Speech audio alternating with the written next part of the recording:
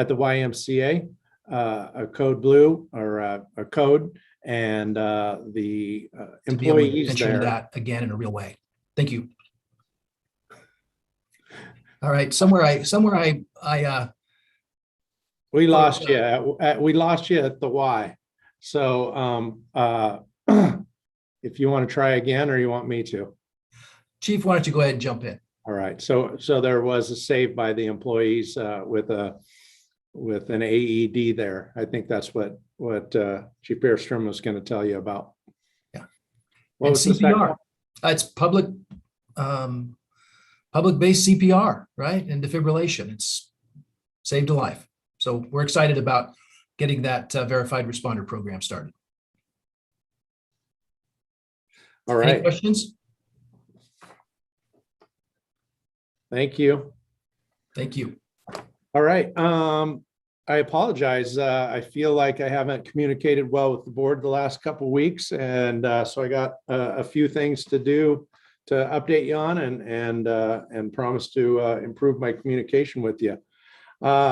First, we have a service time and date for Eliza. It'll be August 20th, 1:30 at Chapel Hill. The service will only be for family and Gig Harbor family. So this won't be an event for the community, but board, you're obviously welcome and encouraged to be there. August 20th, 1:30 at Chapel Hill. We have a team that's been putting together the service, and we brought in what's called the last team. It's a couple of firefighters from Puget Sound Fire that have been here to help us put this on. They're experts at it. They have all the knowledge, and they've been doing a great job, and we really appreciate them coming in to help us. I'll keep you updated on that as it goes along, but if you'll pencil that date and time in, that's when her service will be. Standard of cover. We're excited that things are moving on. In fact, I'll show you a map here in just a minute that's been worked on by Standard of Cover, but they'll be in town, and we've been scheduling meetings with them and with the community. Next, I wanted to tell you about Intera. In fact, I'm gonna try my limited knowledge here to share a screen and see if I can.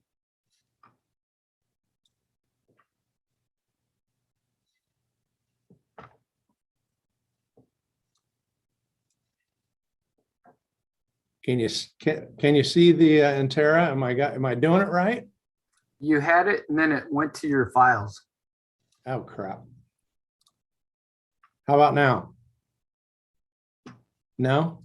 No. All right. How about now? There it is. Sweet. All right. So we're just importing data right now. We're working on making sure it's good, clean data. Michael has done a great job, and so is Tanya, helping us with this project. So Intera is now live. And like I said, we're just working on the data.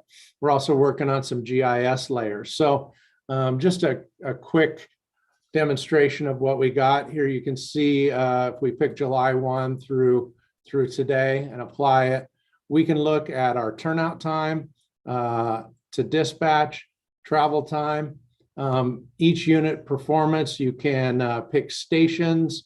We could pick, one station or all the stations. We could pick shifts and types of calls. Right now I have it on all the calls. And then you can drill down into the calls if you want. We can click on, here's one right here, Fox Island, Battalion 51, Brush 52 went on that call. And then it brings up the narrative of what type of call it was.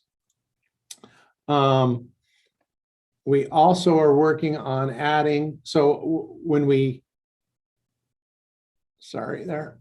we'll be putting together some dashboards for you to look at too. And that should be done pretty soon. We have some GIS layers we've been asking for. They're not all complete yet. We asked them to put in the fire districts, which you can see are different colors. And we're going to be adding this. You can see the stations, but they're going to be numbered, and we're going to put districts in there. You can turn on different layers here, GIS layers. So that's just a quick demo that we have it started. We're starting to gather our data. We're trying to make sure it's good, clean data first, and then we'll be able to give you some access to this, and then you can look up things that you want to see. But this is kind of our first start, along with the standard to cover, to get some of our benchmarks down, to see our performance, to see how we're doing now, to help us with our decisions in the future. But I just wanted to show you that this is going, and we're starting to refine it right now. Before I stop sharing it, any questions about the Intera product? All right. Steve, one question. I assume that as it gets developed, you're going to be able to break out responses between like us and Key Peninsula. I saw when you shared your screen that there were several calls around Key Pen, and obviously that would blow up our response time. But it's, that's not really. I mean, we're providing a service, helping them out as opposed to responding to our own area. Is it sophisticated enough to break that out? Yeah, we can put just our district or and take out Key Pen. Yeah, we can filter out those different areas that we for response times. Yeah, but we can go down to stations, down to shift for turnout time, and for our response times too. So this is going to be a good tool for the lieutenants and battalion chiefs also to see their turnout time. They'll be able to individually look at it. And then we'll be able to work as a team on the response times and how we're doing there. So we're just getting going, but I just wanted to show you that we got it started. Next, we're going through the budget right now. We're just starting the process at a high level. I think I've told you and the department that because Nick and I are both new, and we're both new to the budget process, we're trying to streamline it. We've asked the entire department to put in their requests. Each division is going through those requests, and they'll be bringing them to the command staff very soon. One thing that is a priority for me is, just like I showed you, we have the data analytics, is to put an FTE or try to be a GIS data analytics person. You can see how I fumbled through it, and we need somebody that can actually be running this, can add data layers, can give reports, and do a better job, and to help us make our decisions. So as we go through that, we'll be evaluating that one FTE. I wanted to ask you, I'm also going to be adding in some money for elections, because we may have that next year. If there's anything at a high level that you want to see, and you can tell me at another time, you don't have to tell me right now, and there'll be many times for you to, and opportunities, but I just wanted to, as at the beginning, get something in or discuss it if you had some direction for me to add anything other than that. But you can let me know anytime, of course. I wanted to let you know also that Key Peninsula, South Kitsap, Central Kitsap, and myself are working together as chiefs and the union to try to bring, we'll call it maybe a department physician for all four of us. None of us are big enough to have one standalone department physician, but together, if we pooled our resources, we may be able to create something together to do our physicals, our return to work, our light duty, modified duty, and so we're working on that. In fact, we have a meeting tomorrow night, me and Central Kitsap, with a doctor to talk to them about if they're interested in doing this for us. Key Peninsula also has a doctor. So I just wanted to let you know that the four departments are working together to try to bring that together. I met with incoming mayor or going to be mayor Tracy Markley last week. We discussed how the city and the fire district can partner better together. I offered and told her, you know, I'm your fire chief, even though I'm not a city fire chief. We cover the city, and I want her to feel like we are her fire chief too. She was excited to hear that news. I had made that same offer to the current mayor, but he didn't take me up on it. So she is going to include me a lot more as we move forward next year. So I'm excited to work with the city a lot closer coming January. Next Tuesday, I'm speaking at Rotary, and we'll be talking about and using some of the data that we have got from Entera and some of the maps. So I'm excited to have those tools to help me in painting the vision of where we're going in our story. So that's really going to help. 4th platoon has been delivered, and they're voting right now. We should know that in the next couple of weeks, the vote from the union.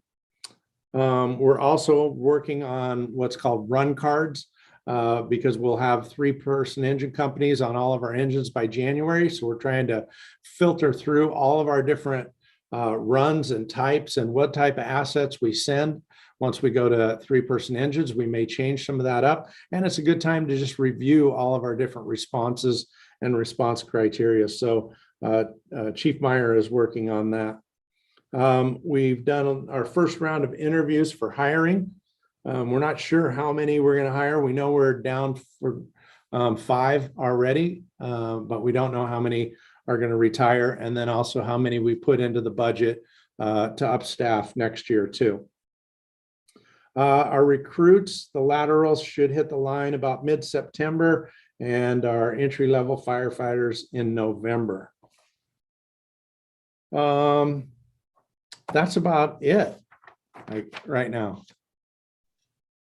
Just a few things going on.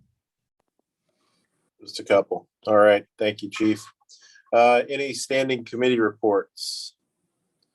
Just want to briefly say to the group, Vice Chair Sudich and I attended the intake meeting for Liz Loomis. That was yesterday, associates, regarding the bond measure that we're going to possibly try to go for. And had a lot of good commentary, a lot of good information that was shared in that meeting. So I just wanted to make the board aware of that. We'll continue to work with them, and I think Chief will talk about it a little bit later here in old business.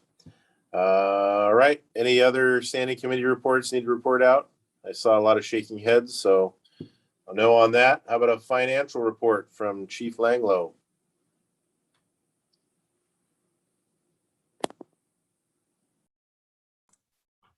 All right. Can everybody hear me okay? Okay.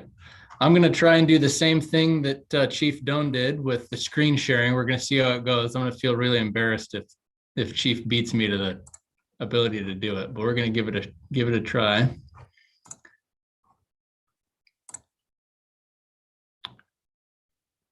All right. You guys see that header with the Gig Harbor Fire Medic 1 financial report? Yes. Okay, so we're going to go through this biannual financial report. This was scheduled to be given 2 weeks ago at the meeting we had to cancel. And so I changed the date, but the information is the same. So it'll be information through June 30th to give you the biannual financial report. Let's see here. Okay, so some of these forms, the format is going to look this very similar to your monthly financial report. That's on purpose so that we don't create a whole new system of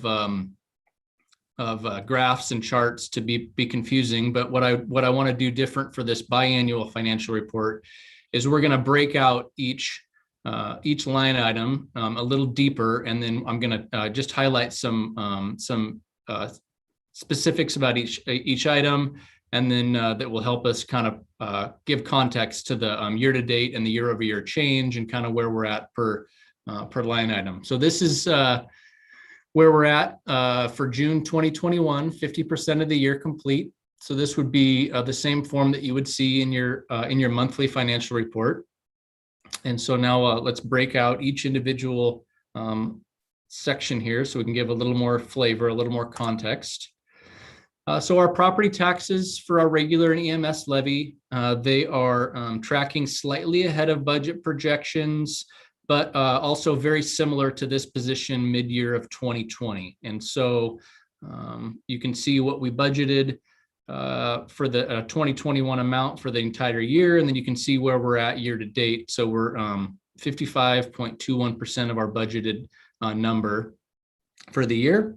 But then again, you can see the year-over-year change is really not that much different based on where we were in 2020. So we're tracking right along where we think we should be, which is obviously a good thing. Ambulance GEMT is tracking ahead of budget. I want to talk about that a little bit to provide some context for that. We received an interim settlement for GEMT in May of $323,961 and change. And just a little bit of a history for all of you as a reminder, I'm sure, but GEMT, Ground Emergency Medical Transport, that program is paid to us 3 different ways.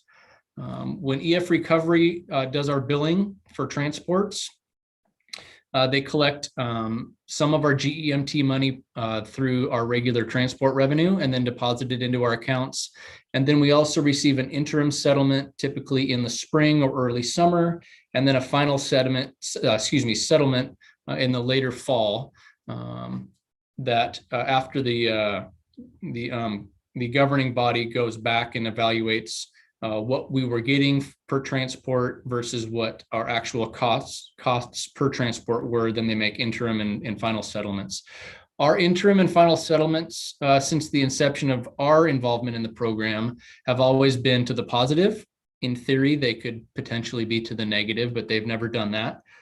So we are very cautious about budgeting any of those interim or final settlements. So that's a little bit of why, providing some flavor and context as to why you're going to see a year-to-date budget number in that area that's over what we had forecast, because sometimes we just don't know what those interim and final settlements are going to look like. So we do expect a final settlement sometime in the fall. We don't know when exactly, and we, like I said, we won't know what it is, but we'll track that and we'll notify you when we get that settlement. But we're tracking ahead in that area. And you can see also the year-over-year change is really not that much different from last year because we would have gotten a similar interim settlement. FEMA and the SAFER grant, this one needs a little bit of context because the numbers can look a little bit wonky. It's tracking under budget, but that's largely because of the way that FEMA processes payments. So FEMA does not pay us for our grant on a monthly basis, like the 1st or the 15th of every month. They process the payments kind of at their pace generally. And so we can only ask for a payment after one has been processed. So Danette is in charge of processing those payments. So we'll reach out to FEMA and say, we're ready for a payment. They'll approve it. And then once they approve it, we can ask for the next subsequent payment. Sometimes those payments are three weeks in between, and sometimes they're 7. It just depends on how long it takes the federal government to process the payments. So that's why it looks a little bit under budget. So I wouldn't be concerned about that because we'll get what the grant is supposed to award us, and we'll just get it at their pace. Other net cash carry forward. This is kind of a catch-all for just the stuff that doesn't apply to those revenue forecasts that we already talked about.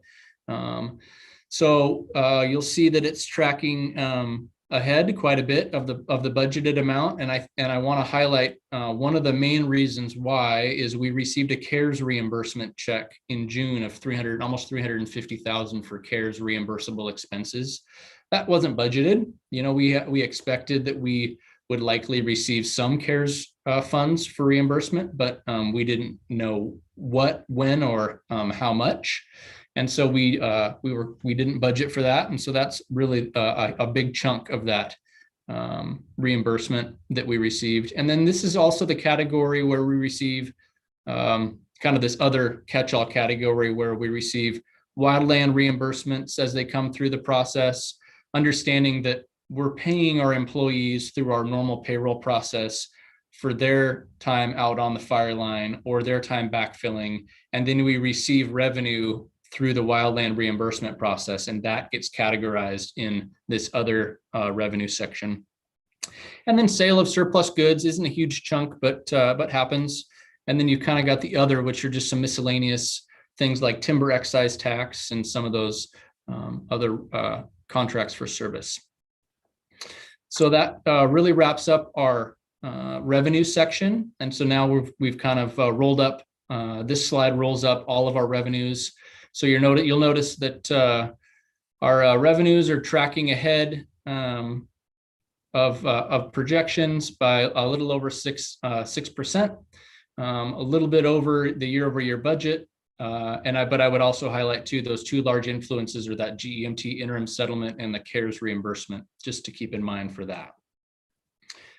So before I move on to the expense side, I can try to answer any questions. If I'm unable to, we can certainly provide you the answer at a later date, but I can answer questions on revenue if you'd like, and then I'll move on to the expense side.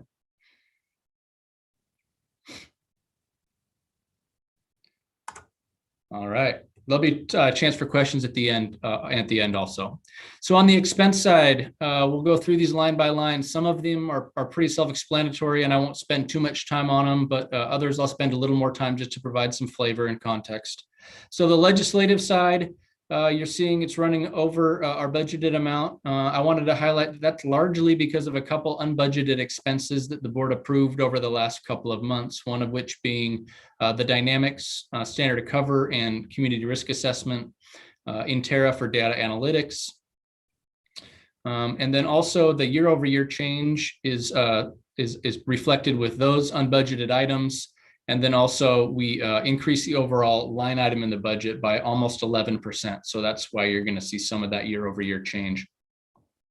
But even though it's running year over year, you'll see later in one of my last slides that our expenses are actually running right on track, slightly under. And so we believe that we'll be able to absorb many, if not all of these unbudgeted expenses through just our normal budget as we underspend in certain areas because of different factors.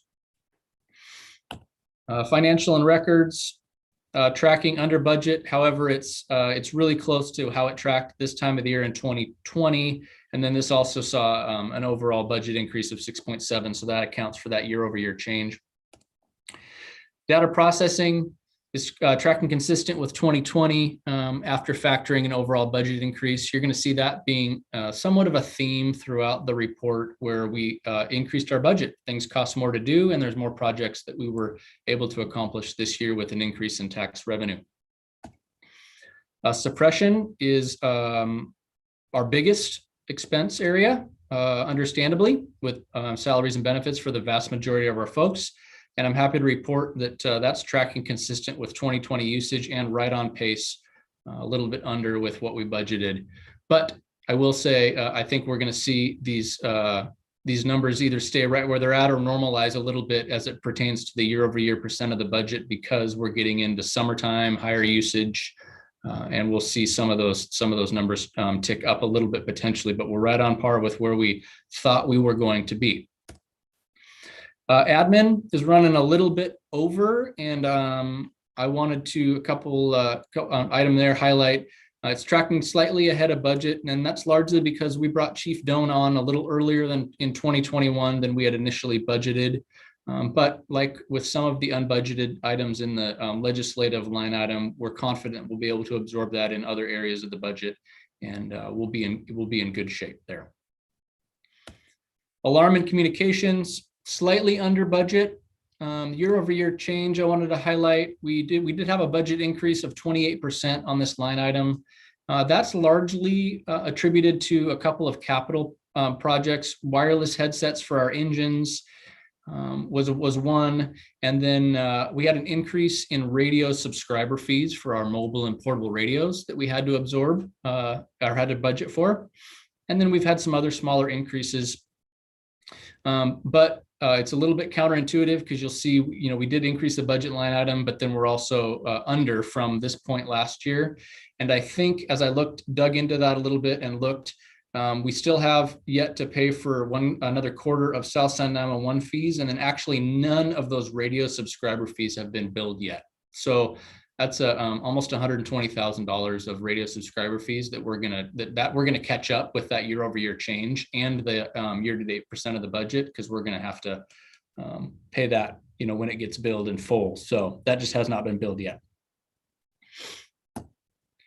Prevention is tracking under budget, both year-over-year and percent of the budget. I think that this is largely because of the ways that COVID's restricted our ability to do public outreach and public education programs. When we're not able to get into schools and we're not able to start certain programs because of COVID limitations, our spending has ceased in many of these areas. And so I think I'm trying to be glass half full here. I think as we come out of the pandemic, hopefully we can we'll see some of this spending normalize as we're able to reinvigorate some of these programs. And like Chief Bierstrom had mentioned, some of these programs will get relaunched with the addition of the prevention specialists that he just conducted interviews for today.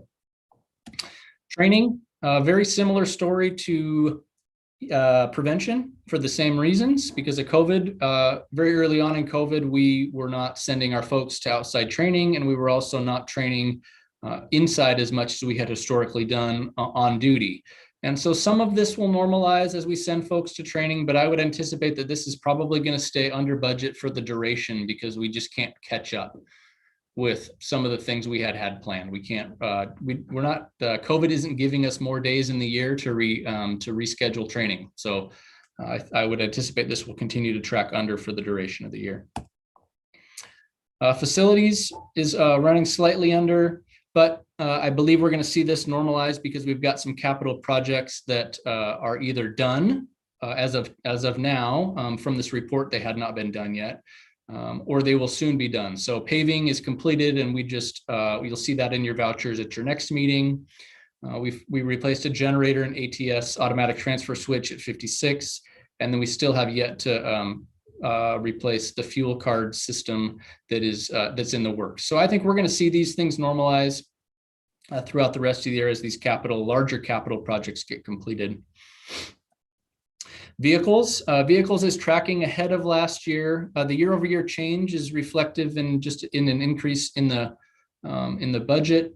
And then I would say also though that part of the reason it's tracking ahead is because some of the capital budget projects that we had slated for 2020 have already been completed, and so they won't be added to that line item later in the year. Also some fleet vehicles and shop equipment. And then I would also highlight too that we've had some major repairs needed to our fleet because our fleet's aging, and so that's reflective in that budget line item. Like the other ones that are at or over their budget, we're still confident that our budget overall is running in a really good position and we'll be able to absorb any overages in individual line items. Medical aid services slightly under, but consistent with this budget position at this time last year. And again, spending is going to normalize as some of those budgeted projects are completed in the end of the third and the beginning of the fourth, or throughout the fourth quarter. MSO, similar story, tracking under. Some of our annual contract payments have not come due. I know one of them for EF recovery, we just authorized payment yesterday, so you'll see that coming out soon. And so it's going to normalize as some of those annual contracts come due. And then you've got expenses for, here's the roll up total year-to-date expenses. So the only thing you wouldn't have seen yet in my presentation is that bottom line where it says total expenses. And that's where you'll see the budget's tracking a little more than 3.5% under projections.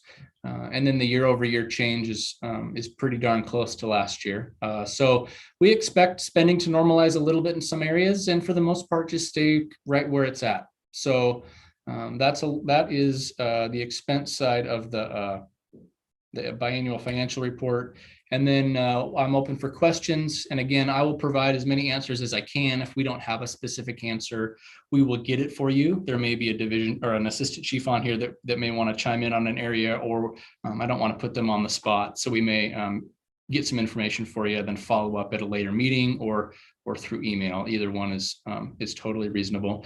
And I did want to just say thank you to mention publicly, thank you to Jenny Bruce, Missy Sebrin, and Danette Wayne for helping me put together the information that it needs, that was needed for this presentation. Anything that happened that was a positive or a thumbs up, they get the credit for.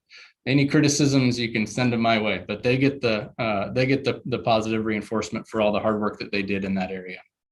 So I will stop sharing, but I will also be available for questions. And if I don't have any, then Mr. Chairman, that's all I have for the financial report. All right. Any questions for Chief Langlow? Nope. Good Pretty job, straightforward Chief. presentation. Yeah, thank you very much. And I love the percentages, and we're on track and everything that you're doing and handling the unexpected revenue and the unexpected expenses. That's fire service for you. So, all right. Seeing no other questions, brings us to chairman report. I'm going to take a little bit of liberty here. Probably should have done this at the beginning, but I wanted to thank everybody for the understanding of canceling last month's meeting, second meeting of last month. If anybody in the public is not aware, we suffered a tremendous loss of one of our employees, one of our members, firefighter paramedic Eliza Hoover. So that's the reason why we canceled it. I wanted the chief and his team to focus on that and do everything that the family and all of our employees and our members needed to deal with that tremendous loss. And I just wanted to take this time to thank each and every one of the employees of Gig Harbor Fire for everything you've done to handle the situation. And I especially want to thank the chief. It could not have been easy, and I could not imagine being in charge of an organization and just coming kind of into the organization and being new and having to deal with such a tremendous and personal loss as this was. And he did it with grace and poise and dignity and handled the family. And his messages to the employees and the membership were solid and shows how much he cares about his folks and this department. So thank you, Chief, and all the executive team for standing up the IMT and handling that as well as we did. And I also want to thank all the surrounding jurisdictions and departments that helped us in our time of need. We had quite a few fire engines from around the county come and cover Gig Harbor while we're doing the procession. And I also want to thank the community that came out and helped. I don't remember the vendor's name, but we had a few volunteer to clean up our rigs for the procession. I know we put them out on social media. I want to acknowledge them again and thank them and all the rest of the community for all the outpouring of support. So, and with that, I'd just like to have a brief moment of silence in honor of Eliza. So if you could all join me in that, appreciate it.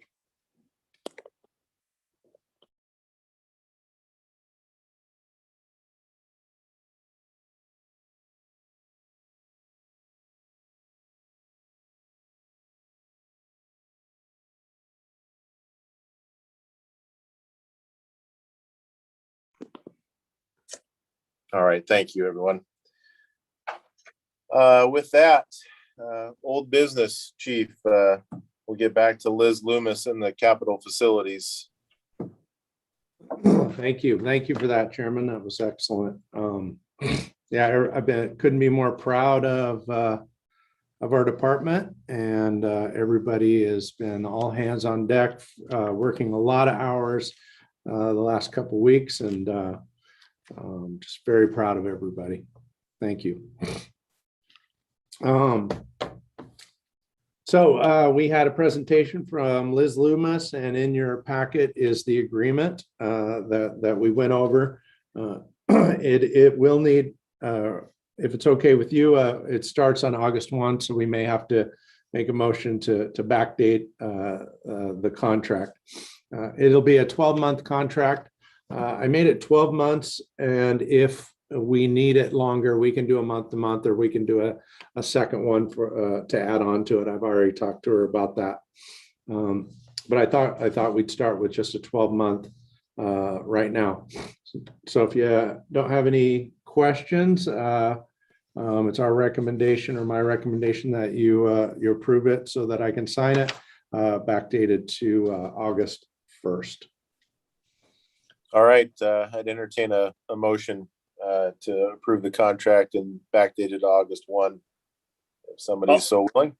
I'll move that we approve the communications consulting agreement with Liz Loomis Public Affairs as outlined in the agenda. Second. All right, it's been moved and seconded. Any other discussion on this one? Tom, go ahead. I'd just like to say I'm absolutely thrilled with Liz Loomis. We had a consultant several years ago, and technically he was fine. He did the mechanical part of the election.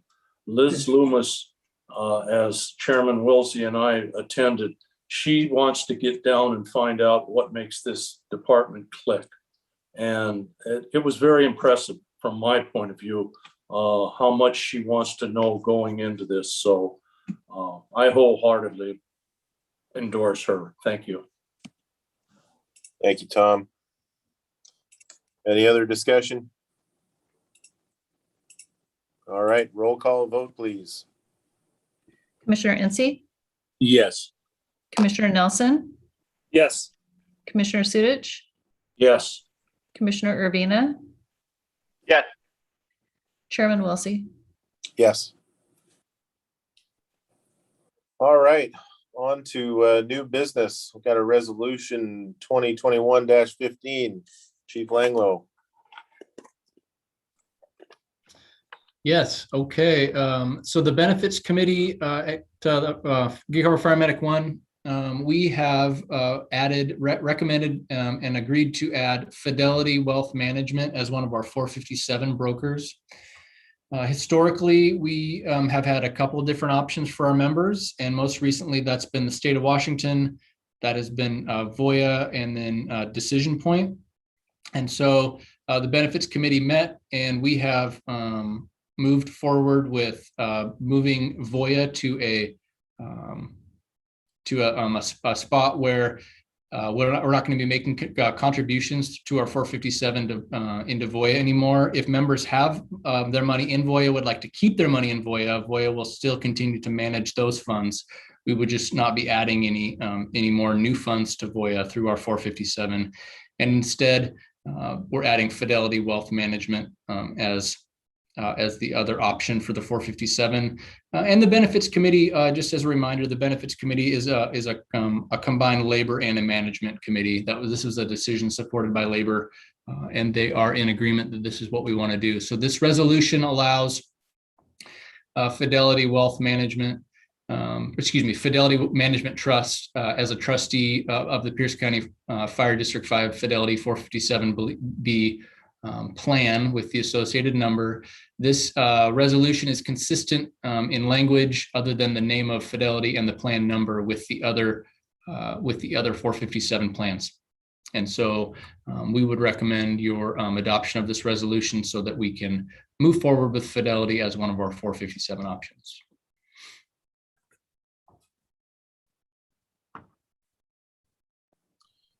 All right, we have a motion. I'll move that we approve resolution 2021-15. I'll second it. All right, it's been moved and seconded. Roll call vote, please. Commissioner Incy, Yes. Commissioner Nelson, Yes. Commissioner Sudich, Yes. Commissioner Urbina. Yes. Chairman Wilsey. Yes. All right, moving on. We have a retiree medical program application to approve. Chief Doan. Yeah, in your packet is a request for to be in the Retire Medical Program, an application. It does fall outside the parameter, so it takes board approval. I'll let you know this is from Lieutenant Teeple. He also sent a very nice letter but it had some personal information and medical information that I didn't want to put in the packet, so I left that out. But I wanted you all to know that he has communicated with me and us, and we don't have a retirement date yet. That's still being worked through. But I ask that you support Lieutenant Teeple in approving his request. All right, do I have a motion? So move. I'll second. All right, Bryce, second. Any discussion or comments anybody like to make on this one? Seems pretty straightforward, and yeah, it's a unfortunate circumstance for Lieutenant Teeple, and yeah, look forward to being able to support him in this. All right, roll call vote, please. Commissioner Incy, Yes. Commissioner Nelson, Yes. Commissioner Sudich, Yes. Commissioner Urbina. Yeah. Chairman Wilsey. Yes. All right, brings us to open public comment. Do we have anybody from the public wishing to speak tonight? Please come forward, state your name for the record. You'll have 3 minutes.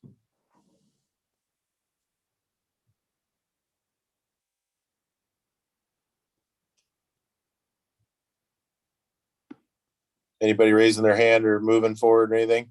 No hands raised. All right, Nobody moving else? on, we'll go good of the order. Anybody have anything for good of the order? All right, any special interests, upcoming events? We got the gig festival coming up. It'll be my first one. I'm excited. Me and Chief Busey will be leading, and then we will be judges. We will also have Chief Watson coming out of retirement to drive old number one. We probably will have a little bit smaller contingent just because it's the day after Eliza's memorial service. But we will be there, and we will be, Chief Watson and I will be representing our department well. All right, thank you, Chief. And yeah, are you guys going to be on bicycles, or are you going to be in the cars, or what are you doing this year? Well, he had suggested unicycles, but I vetoed that, and so we're just walking this year. Okay, all right. Very good. Anything else? Upcoming events or any special interests we need to get out? No, All thank right. you. Well, thank you, everybody. We will adjourn our meeting here. Our next regular meeting will be Tuesday, August 24th at 5 p.m. on the Zoom platform still, until we get all the audio figured out. So thank you, everybody, and have a great night. Have a good evening, everyone.